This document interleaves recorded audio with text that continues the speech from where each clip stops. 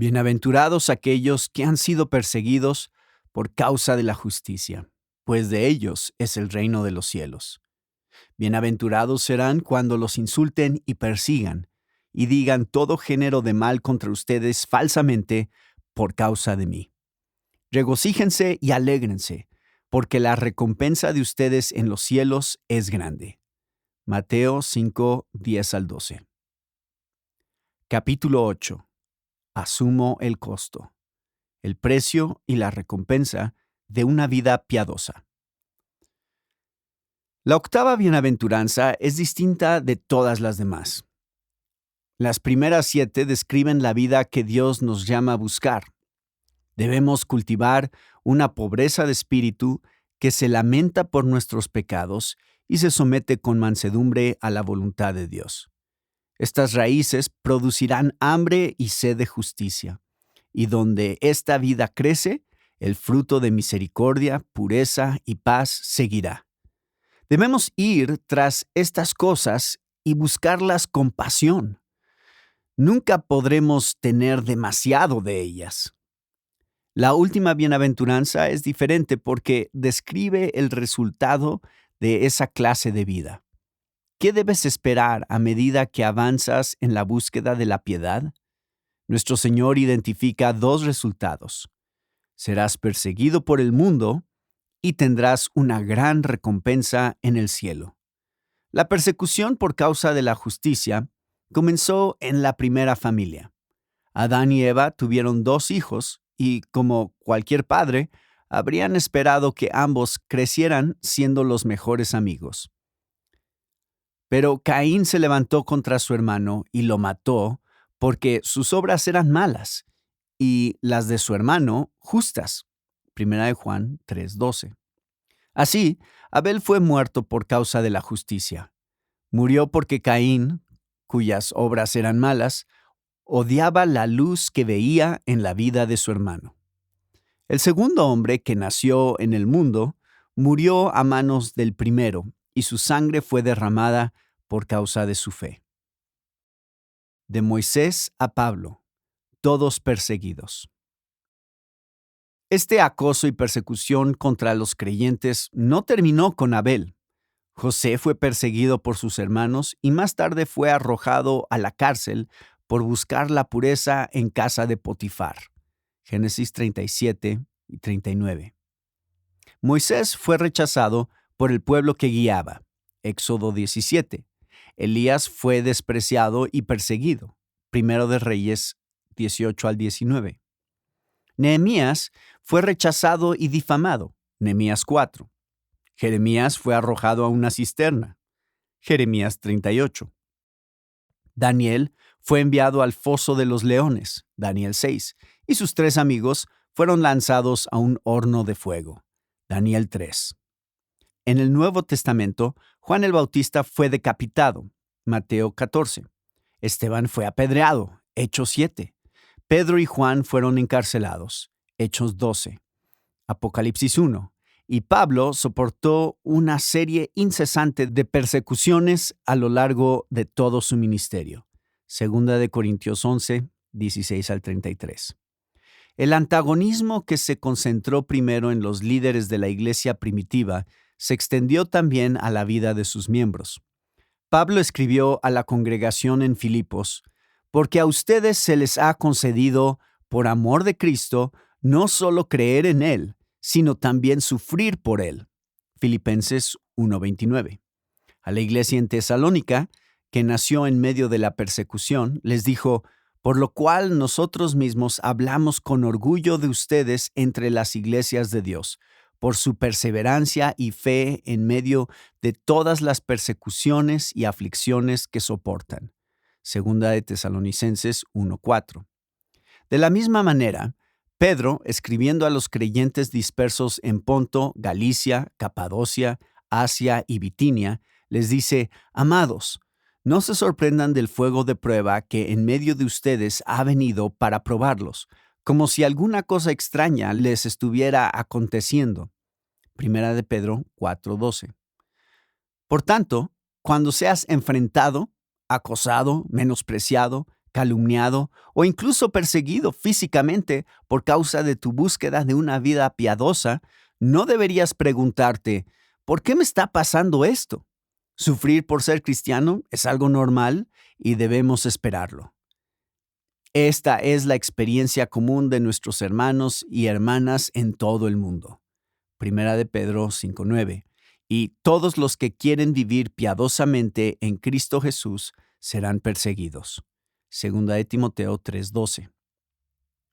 Las raíces de la persecución. Las raíces de la persecución surgen de la hostilidad del corazón humano hacia Dios. La naturaleza pecaminosa es enemiga de Dios. Romanos 8:7. No es neutral, es hostil. Los pecadores odian a Dios y cuando el pueblo de Dios crece a su semejanza, también será odiado. Aquel que es la imagen perfecta de Dios, la representación exacta de su ser, sufrió más que cualquier otro al venir al mundo.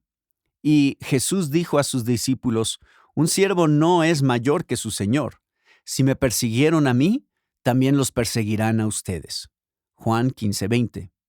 Cuando el pueblo de Dios está frío, confundido y espiritualmente acomodado, reflejando muy poco del carácter de su Padre, el mundo suele ignorarlo. Pero cuando los cristianos se toman en serio la búsqueda de la justicia, la misericordia, la pureza y la paz, incomodan profundamente a las personas impías y pronto encontrarán oposición. Aquellos que practican el mal odian la luz. Juan 3:20. Por eso, si la luz está en ti, no esperes ser amado por el mundo.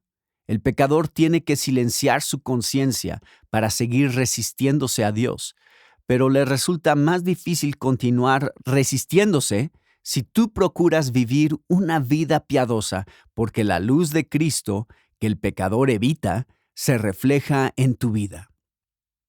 Así que no esperes que te agradezcan por vivir una vida piadosa en los negocios, en la industria o en la educación.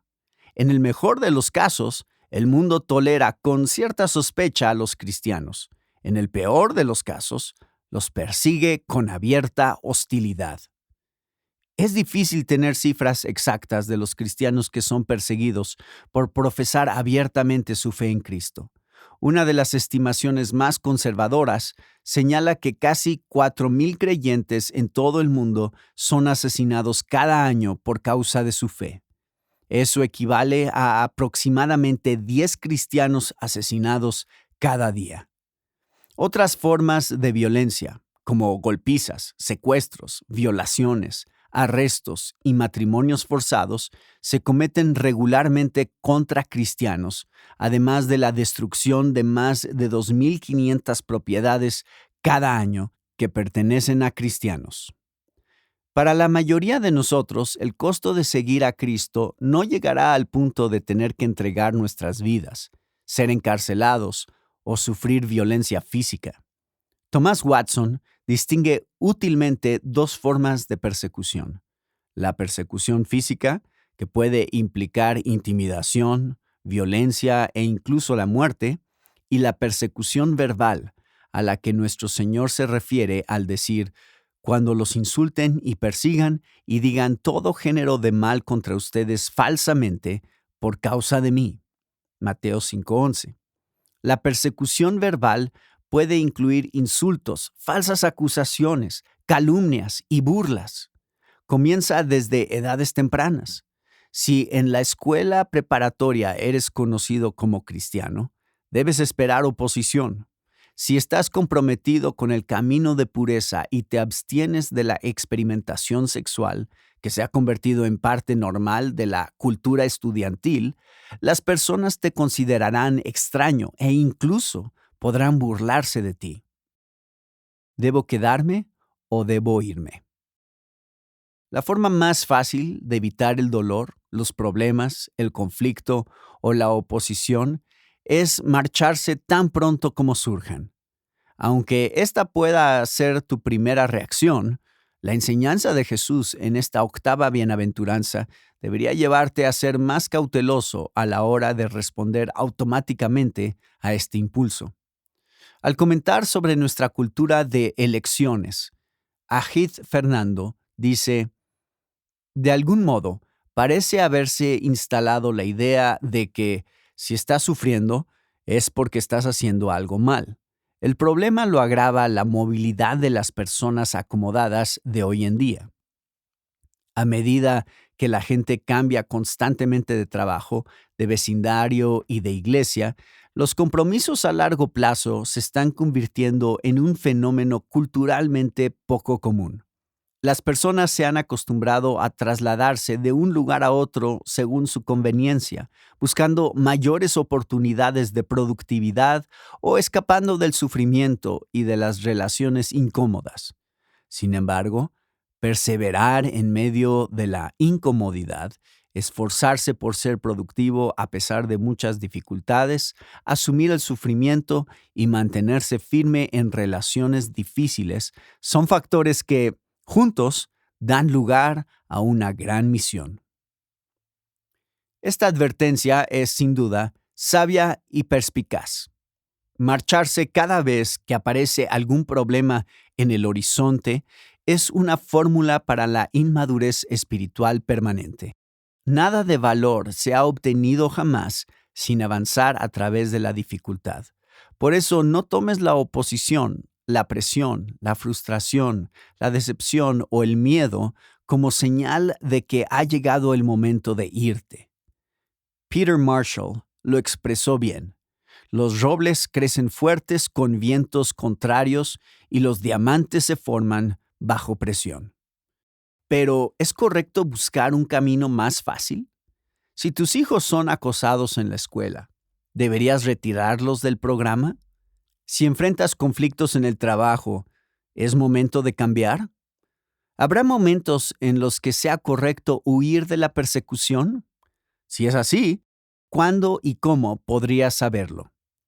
Estas son preguntas complejas y a medida que los cristianos enfrentan una creciente hostilidad, habrá una necesidad cada vez mayor de un consejo sabio y bíblico. El punto de partida es la instrucción clara que nos da nuestro Señor. Miren, yo los envío como ovejas en medio de lobos. Por tanto, sean astutos como las serpientes e inocentes como las palomas. Mateo 10:16. Observa que Cristo no dice: el mundo es como una manada de lobos dispuestos a destrozarte, así que adelante, deja que lo hagan. Más bien, nos enseña que ante la hostilidad y el peligro que enfrentaremos en el mundo, debemos ser astutos como serpientes e inocentes como palomas. Astutos como serpientes significa que debemos ser hábiles, aprendiendo a hablar y actuar frente a las amenazas y los peligros que podamos enfrentar, mientras que inocentes como palomas significa que debemos cuidarnos de no hablar ni actuar de un modo que provoque innecesariamente a los demás, ni dé lugar a que nos hagan daño. Cristo también les dio a sus discípulos gran libertad cuando enfrentaron oposición. Cuando los persigan en esta ciudad, huyan a la otra. Mateo 10:23. En una ocasión, al comienzo del ministerio de Jesús, los habitantes de Nazaret lo llevaron hasta la cumbre de un monte para arrojarlo por un precipicio. En lugar de entregarse a ellos, Jesús pasó por en medio de ellos y se fue. Lucas 4:30. Nuestro Señor solo podía morir una vez, pero antes de entregar su vida allí, le quedaba todavía una obra por cumplir. De manera que en el Señor vemos tanto la disposición a dar su vida como la disposición a retirarse a un lugar más seguro. Tanto la vida como las enseñanzas del Salvador dejan claro que hay momentos en los cuales los cristianos deben mantenerse frente al conflicto y momentos en que deben retirarse. Pero, ¿cómo discernir cuál es el momento apropiado? ¿Cómo saber cuándo debes mantenerte firme ante la oposición y cuándo debes marcharte a causa de ella? El sabio consejo de John Bunyan. John Bunyan, 1628 a 1688, aborda esta cuestión en su libro Consejo Oportuno, o advertencia para los que sufren. Bunyan sabía lo que era enfrentarse a la persecución y después de tomar decisiones difíciles en ese contexto, estaba en buena posición para ofrecer este consejo. Bunyan vivió durante el reinado de Carlos II, 1660 a 1685, un periodo que resultó especialmente difícil para los ministros bautistas, congregacionalistas y otros ministros independientes, así como para sus iglesias en Gran Bretaña. Carlos deseaba crear una estructura eclesiástica unificada en todo el país y con ese propósito exigió que todos los ministros fueran ordenados por obispos anglicanos y que todas las congregaciones llevaran a cabo sus cultos conforme a la liturgia de la Iglesia de Inglaterra. Aquellos que, como John Bunyan, se negaban a someterse a esta exigencia eran conocidos como no conformistas. Bunyan fue arrestado en noviembre de 1660, mientras predicaba a un grupo de creyentes reunidos en una granja cerca de Bedford. Algunos amigos se ofrecieron a pagar su fianza, pero cuando supieron que las condiciones de su liberación incluían que dejara de predicar, entendieron que su dinero corría el riesgo y retiraron su oferta. Así que Bunyan permaneció en prisión durante 2 meses, hasta que fue formalmente acusado de promover reuniones ilegales y de no conformarse con el culto nacional de la Iglesia de Inglaterra. En el juicio, el juez le presentó las opciones posibles en los términos más severos. Si Bunyan renunciaba a predicar y asistía al culto autorizado por la Iglesia de Inglaterra, quedaría en libertad después de cumplir una condena de 3 meses por el delito del que se había declarado culpable. Pero si no abandonaba su predicación, el panorama era sombrío. Debes ser desterrado del reino y después de eso, si eres hallado en este reino sin licencia especial del rey, pagarás con tu vida. Bunyan enfrentó una decisión difícil. Cuando fue arrestado tenía 32 años. Estaba casado y tenía 4 hijos, la mayor de los cuales era ciega. No tenía ninguna obligación de seguir predicando y podría fácilmente haber optado por dedicarse a otro trabajo y honrar a Cristo con un testimonio menos público. Sin embargo, Bunyan estaba convencido de que Dios lo había llamado a predicar y al oír las condiciones para su liberación, le dijo al juez: «Estoy decidido ante usted, si hoy saliera de la prisión, mañana volvería a predicar el Evangelio con la ayuda de Dios». Esto le costó 12 años de cárcel. Y fue en ese tiempo cuando escribió El progreso del peregrino. Bunyan escribió con profunda emoción sobre el costo personal que su encarcelamiento implicaría para su esposa y sus hijos, así como para él mismo. Separarme de mi esposa y de mis pobres hijos ha sido para mí muchas veces como arrancar la carne de mis huesos, no solo por lo que ellos significan para mí, sino también porque he pensado mucho en las dificultades, miserias y necesidades que probablemente enfrentarían si yo fuera apartado de ellos. Las necesidades especiales de su hija ciega eran particularmente dolorosas para él. Vi que era como un hombre que estaba derribando su propia casa sobre la cabeza de su esposa y de sus hijos. Sin embargo, pensé, debo hacerlo. Podrías pensar que un hombre con un valor así llamaría a otros a tomar siempre el camino más difícil, pero el consejo que Bunyan da a los creyentes que enfrentaban hostigamiento es sorprendentemente tierno y espiritualmente sabio. A la luz de las palabras de nuestro Señor, Él les dice: «Pero cuando los persigan en esta ciudad, huyan a la otra». Mateo 10:23. Bunyan dijo: «Puedes hacerlo conforme esté en tu corazón. Si está en tu corazón huir, huye. Si está en tu corazón permanecer, permanece. Cualquier cosa excepto negar la verdad». El que huye tiene un fundamento válido para hacerlo. El que permanece tiene un fundamento válido para hacerlo. Sí, el mismo hombre puede tanto huir como permanecer, según el llamado y la obra de Dios en su corazón. Bunyan ofrece entonces ejemplos de personas de la Escritura que en distintos momentos tomaron la decisión de permanecer o de huir.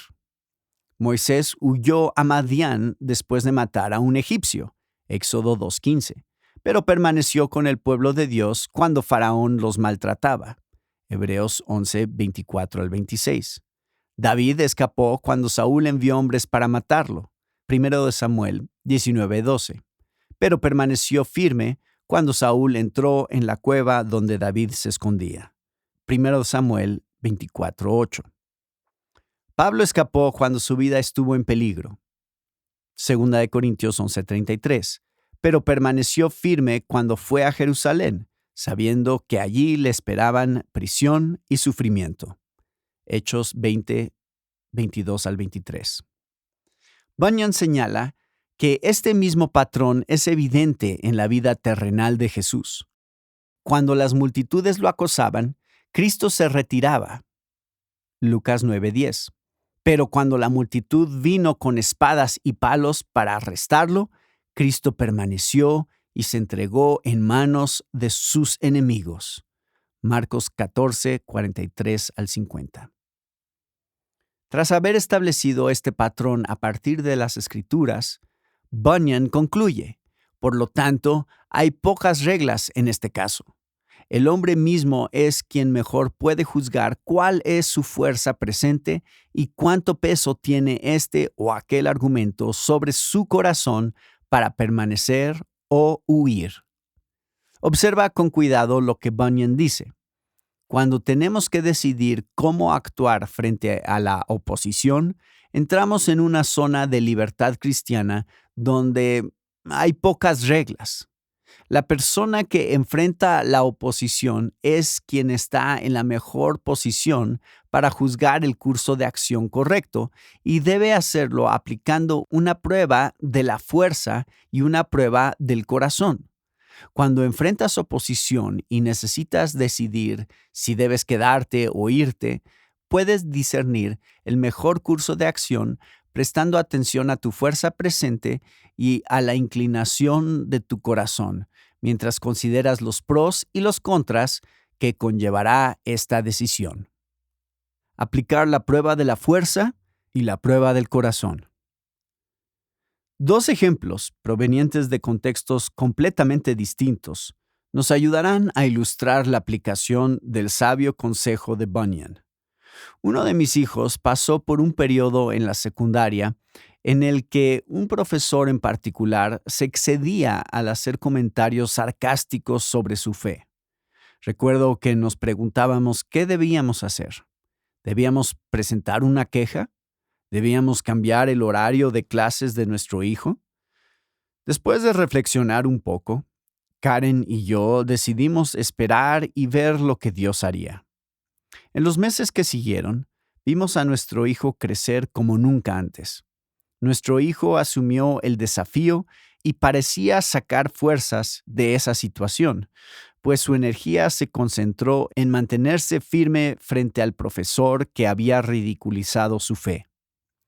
En esta situación observamos, en palabras de Bunyan, la fuerza presente de nuestro hijo. Si hubiéramos visto que su espíritu estaba siendo quebrantado, quizá habríamos considerado un curso de acción distinto. Sin embargo, Dios le dio fuerzas para mantenerse firme, y eso fue para nosotros una señal de que la decisión correcta era permanecer en lugar de huir.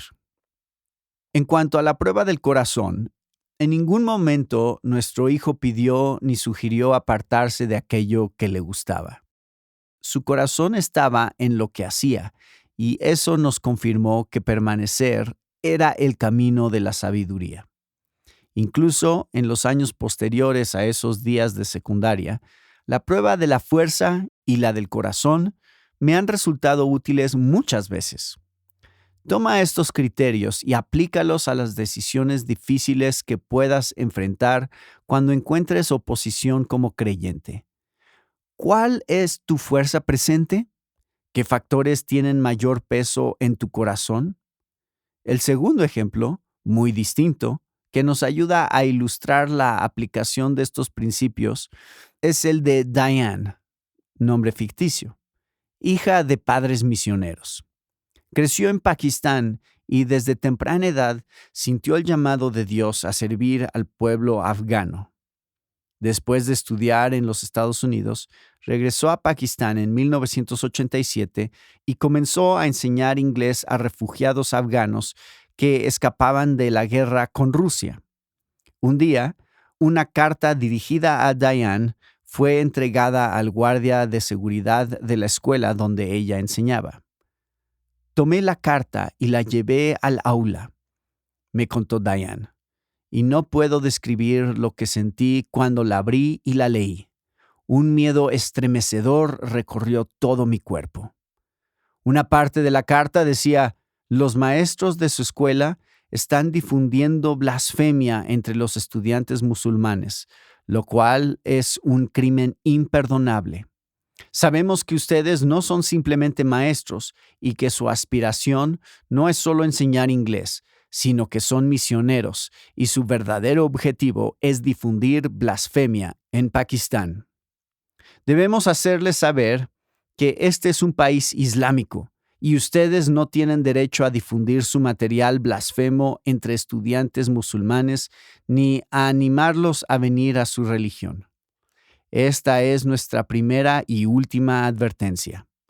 Tan pronto como reciban esta carta, deben cerrar su escuela blasfema, evitar tener cualquier tipo de contacto con musulmanes y abandonar nuestro país. De lo contrario, ustedes serán responsables de nuestra próxima acción. ¿Qué harías si recibieras una carta como esta? Diane y sus colegas se enfrentaron a una decisión dolorosa y desgarradora. ¿Cerrar la escuela demostraría falta de confianza en la protección del Señor? ¿Mantenerla abierta significaría firmar una sentencia de muerte para el personal y los estudiantes? La escuela había sido mi vida, me dijo Diane, pero comprendí que debía encontrar mi identidad no en la escuela, sino en Cristo. Tenía que reconocer que la escuela había disfrutado de 27 años de ministerio fructífero y aceptar que ese tiempo llegaba a su fin. Diane regresó a Estados Unidos y después de un año difícil de transición, se sorprendió cuando le concedieron una visa para volver a Pakistán. Durante un tiempo trabajó nuevamente entre el pueblo afgano, pero recientemente fue llamada a la embajada afgana, donde le mostraron una segunda carta de los talibanes con amenazas no solo contra ella, sino también contra otras mujeres que eran sus amigas. Al escuchar la historia de Diane, me quedó claro que la decisión que tomó de regresar nuevamente a los Estados Unidos era sabia y reflejaba la prueba de la fuerza y la del corazón que hemos aprendido de John Bunyan. En esta situación, Diane tuvo que considerar no solo su propia fuerza, sino también la situación de otras personas cuyas vidas habrían sido puestas en peligro por su permanencia. Pese al profundo amor que sentía por el pueblo afgano, tuvo que sopesar distintos argumentos en su corazón y, finalmente, confiar su decepción a la mano soberana de Dios. En la bondad de Dios, Diane se ha establecido en el Medio Oeste, donde participa activamente en un ministerio entre una gran comunidad afgana en crecimiento. Estoy muy agradecida con nuestro maravilloso Señor por su protección, dice ella, pero aún más por su paz indescriptible que me envolvió una y otra vez a lo largo del camino, en momentos decisivos de mi vida. Si eres perseguido en un lugar, Cristo te da libertad para trasladarte a otro. Un hombre, en palabras de Bunyan, no está obligado por la ley del Señor a ponerse en la boca del enemigo. A veces es correcto quedarse y a veces es correcto irse, y la manera de discernir la diferencia es sopesando tu fuerza presente y los argumentos que prevalecen en tu corazón. Gran bendición y gran recompensa. El contexto. Los lugares de mayor dificultad. Las grandes bendiciones y recompensas suelen encontrarse en los lugares más difíciles.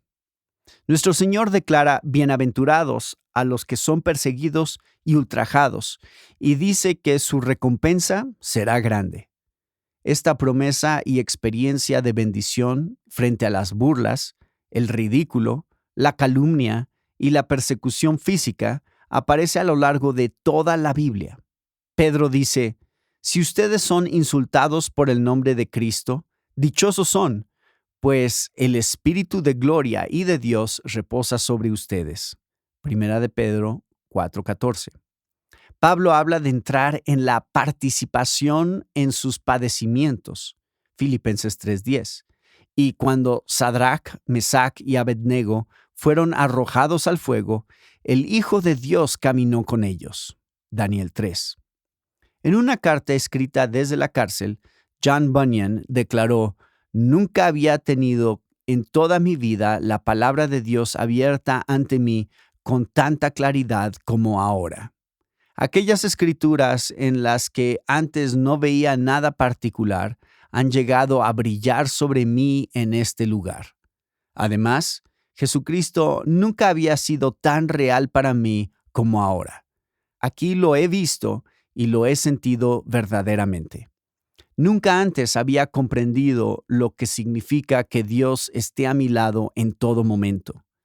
Tan pronto como surgían los temores, también aparecían el apoyo y el consuelo. Samuel Rutherford, un pastor piadoso que, al igual que Bunyan, fue encarcelado por causa de su fe, habla en términos similares. En mis 9 años de predicación, nunca conocí tanto del amor de Cristo como lo conocí durante 6 meses de prisión en Aberdeen. Ambos hombres afirman haber conocido más del amor de Dios y haber recibido mayor fuerza durante los tiempos de prueba que en cualquier otro momento de sus vidas. Tú también comprobarás la promesa de Jesús en esta bienaventuranza cuando experimentes la participación en los padecimientos de Cristo y encuentres así la bendición en los lugares más difíciles de tu vida. El resultado: gran recompensa en el cielo. Junto con una gran bendición, Cristo también promete una gran recompensa a los creyentes que son ultrajados, perseguidos, calumniados maliciosamente y acusados falsamente.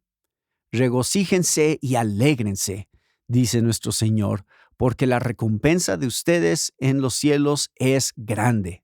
Mateo 5:12. Recompensa significa que algo será dado a quienes sufren estos males y que de otra manera no les habría sido dado. Este principio se refleja en otros pasajes de la Escritura. Cristo dice: cualquiera que, como discípulo, dé a beber, aunque solo sea un vaso de agua fría, a uno de estos pequeños, en verdad les digo que no perderá su recompensa. Mateo 10:42. La recompensa aquí está vinculada específicamente al hecho de dar un vaso de agua fría en el nombre de Cristo.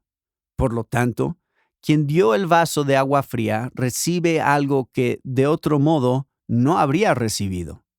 Nuestro Señor contó una parábola en la que a 3 siervos se les confió la misma cantidad de dinero y fueron recompensados según su administración.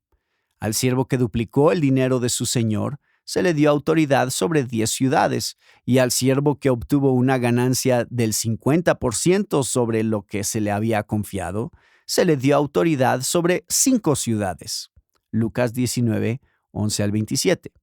Esta parábola sugiere no solo que Dios recompensa generosamente a su pueblo redimido, sino también que nos recompensa en diferentes grados y que estas recompensas están directamente relacionadas con la forma en que administramos lo que Él nos ha confiado en este mundo. Cuando Jesús dice: acumulen tesoros en el cielo, Mateo 6:20, comunica claramente que podemos tener más allá y menos aquí, o más aquí y menos allá. En cualquier caso, lo que hacemos aquí influye en lo que tendremos allí. Jonathan Edwards, el gran teólogo estadounidense, estaba convencido por las Escrituras de que hay diferentes grados de felicidad en el cielo y diferentes grados de castigo en el infierno. La gloria de los santos en el cielo será proporcional a su eminencia en santidad y en buenas obras aquí. Cristo recompensará a todos según sus obras. Él mismo nos dice que quien dé un vaso de agua fría a un discípulo no perderá su recompensa. Pero esto no podría ser cierto si una persona recibiera la misma recompensa por hacer muchas buenas obras que por hacer pocas. Edwards cita entonces otros pasajes de las Escrituras que apuntan en la misma dirección. El que siembra escasamente, escasamente también segará. Y una estrella es distinta de otra estrella en gloria. Así es también la resurrección de los muertos. 2 Corintios 9:6, 1 Corintios 15:41. Pero, ¿cómo puede ser esto? Si algunos reciben mayores recompensas que otros, ¿no llevaría esto a que algunos se sintieran decepcionados y vivieran en el cielo lamentando no haber hecho más? Edwards responde a esto con una imagen maravillosa. Imaginen que cada cristiano es como una vasija de barro y que cada vasija está llena de agua hasta el borde. Las vasijas son de distintos tamaños, pero cada una está llena hasta su capacidad. De la misma manera, cada cristiano será una vasija arrojada a un mar de felicidad. Cada uno de nosotros estará lleno de gozo hasta el borde. Cada uno tendrá tanto gozo como pueda contener. Más gozo no sería imaginable ni posible para nosotros, y esto será cierto para todo cristiano. Todas las vasijas estarán llenas, pero no todas tendrán el mismo tamaño. Toda vasija que es arrojada a este océano de felicidad está llena, aunque algunas vasijas son mucho más grandes que otras. Edwards no está sugiriendo que obtengamos recompensas en el cielo como quien acumula millas de viajero frecuente con una tarjeta de crédito. Incluso las mejores obras de los cristianos que sufren están atravesadas por nuestro propio pecado y tienen valor eterno únicamente porque son santificadas en Cristo. Pero las Escrituras nos dan este maravilloso aliento para los momentos más difíciles. Bienaventurados serán cuando los insulten y persigan. Regocíjense y alégrense, porque la recompensa de ustedes en los cielos es grande. Mateo 5, 11 y 12. Esta octava y última bienaventuranza es, sin duda, el llamado más difícil para los creyentes cristianos. No obstante, una gran recompensa espera a quienes sufren por causa del Salvador. Y Cristo da fuerzas a los creyentes que sufren mientras esperamos con anticipación los gozos que pronto serán nuestros en su presencia.